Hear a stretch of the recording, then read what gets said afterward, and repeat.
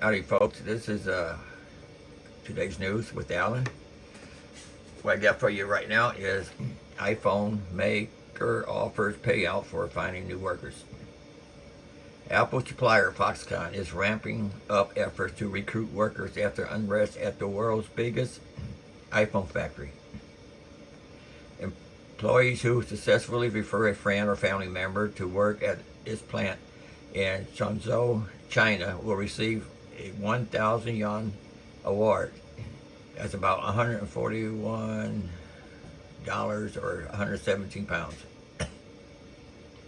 It comes after footage circulated widely online last week showed angry protests at the factory.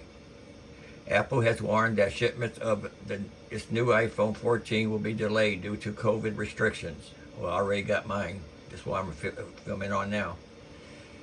Foxconn employees who referred a new recruit will be paid 500 yuan. If the person stays working for the company for 15 days, they will get another 500 yuan. If the recruit remains in the role for a month, a post-season by the BBC on the popular messaging app WeChat said. Anyway, this is news from the BBC, I believe. Yeah, BBC News. Last month, Foxconn apologized for a technical error. Right, technical error, my butt. In its payment system after protests at the factory in the city of Chongqing over COVID restriction and claims of overdue pay. See, they're not even paying people, you know. They're not treating them right, like most companies, you know. Well, most companies here pay you, but they will mistreat you. The announcement came after videos posted on social media showed hundreds of workers clashing with security staff.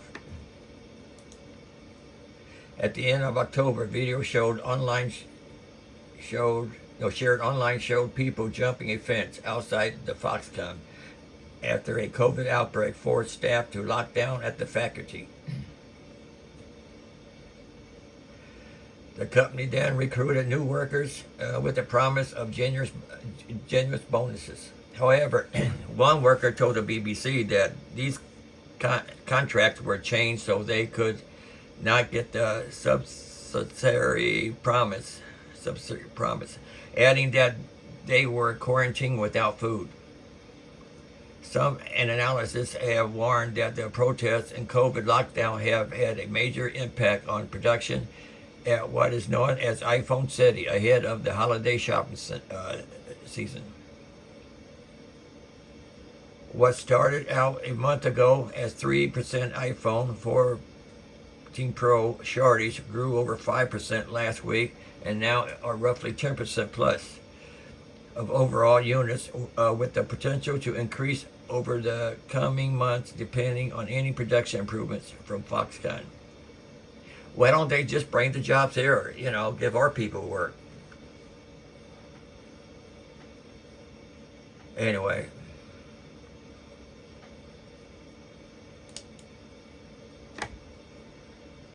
Here's another one here. Drinking water to retail, how a rail strike could upend the economy. This is from NBC News. Washington. Oh, my computer's going loco.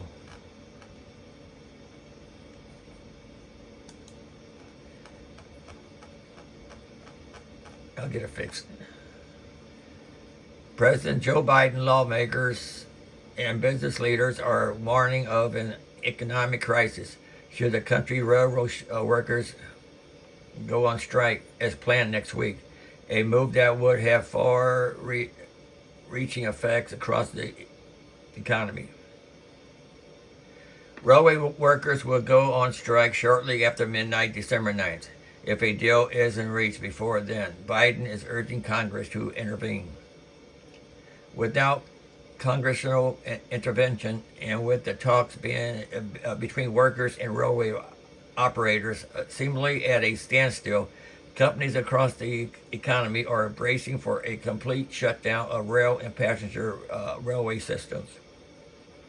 With the shortage of truck drivers, companies wouldn't be able to ship their shipments, stranding a vast majority of goods. A lot of food probably would be expired too if they do meats and stuff.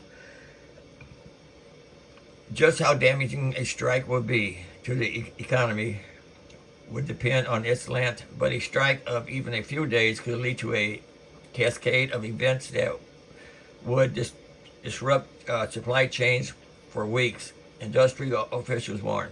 The White House projects that as many as 765,000 people could be put out of work in the first 2 weeks. Business integral to our normal day-to-day life, like food and fuel manufacturers, and with fuel, the impact immediately and will quickly trickle down to consumers, said Jeffrey Hossman, the chief product officer of the chain supply management firm Samsara. Here are some of the ways the U.S. will feel the effect of a railway strike. Drinking water. One of the most direct impacts of a rail shutdown will be a potential shortage of clean drinking water for millions of households that rely on publicly owned water system.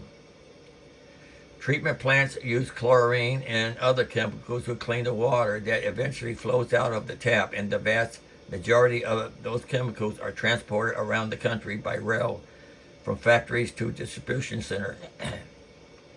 A stoppage of rail service in the United States would have a catastrophic effect on the ability of water utility. Anyway, I'm going to have links in my description if you want to read the rest. There'll be food supply. About 25% of grain in the U.S. is transported by train. And what else it says? Retail, a strike wouldn't have a significant impact on holiday shopping because most retailers have already stocked their stores, warehouses, and distribution centers for the holiday shopping rush. Fuel. A rail shutdown could once again drive gas prices higher, as it all has dropped to its lowest level since December because of the distribution it would cause to the shipment. Anyway. So, that's the news on that one. You can read the rest of it. Too much to read. Okay, this one here is about U.S. lawmakers vote to block potential rail strike. U.S. lawmakers would have voted to approve a bill to stave off a strike by railway workers that could potentially devastate the U.S. economy.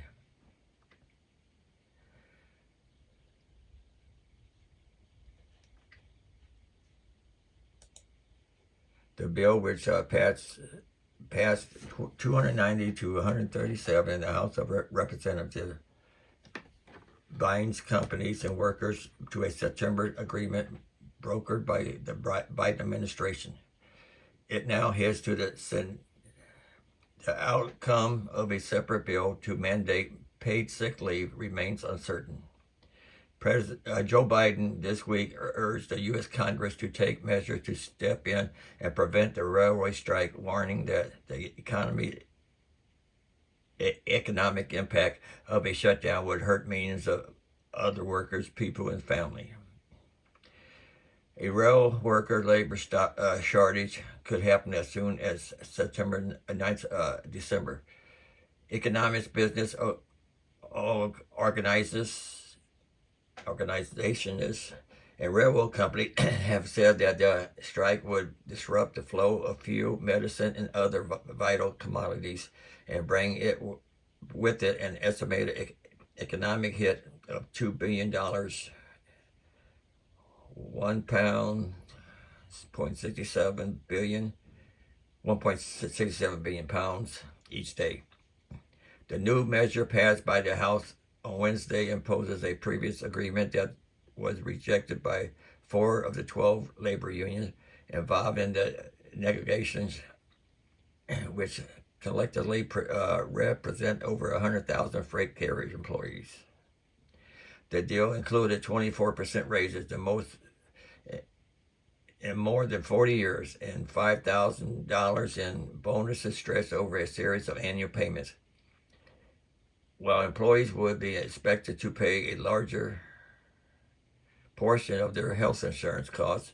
Premiums would be restricted to a maximum of 15%. Yeah, and you can read the rest of this in the description box.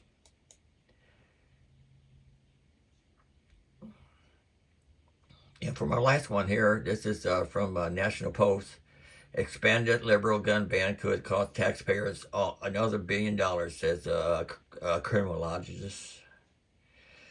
The liberal government costs for its mandatory gun payback plan is bound to rise substantially in light of a proposal to expand the list of prohibited weapons to what could be millions more currently legal hunting and sporting shooting rifles.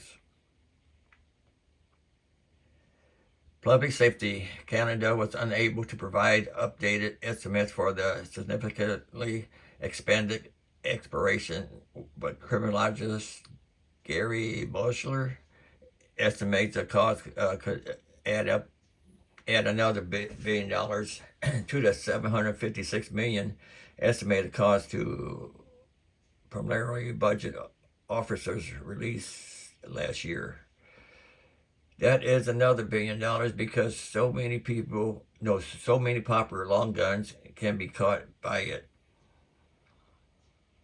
Okay, this probably doesn't have nothing to do with the U.S. I don't know. Don't say. Anyway, it's not guns that kill people. It's people that kill people. It's stupid people that lay their guns around for kids to get it. It's not the guns. It's the people. That's why you have so many accidents out there. Because stupid people are driving.